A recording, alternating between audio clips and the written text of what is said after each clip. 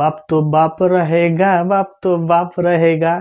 এই বাবা সবসময় কি বলতো, ছেলের থেকে এক কাঠি উপরে থাকে। এই বাবা হচ্ছে তেমন টাইপের বাবা। এক ঝলকে 3টা ইউনিট কভার আপ করা হয়েছে। আজকে আমরা সেটাকে কন্টিনিউ করব।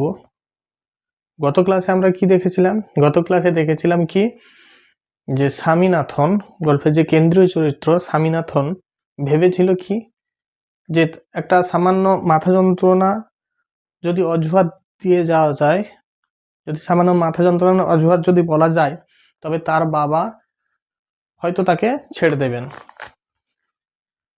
স্বামীনাথনের ধারণাটা কিন্তু এরকম ছিল।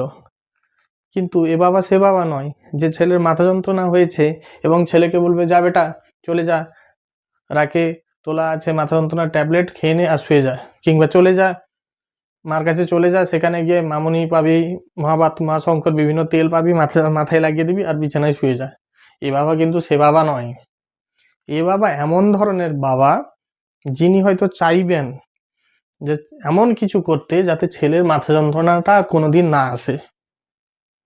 কারণ এই বাবা হচ্ছে বাপ তো বাপ রহেগা, বাপ তো বাপ রহেগা।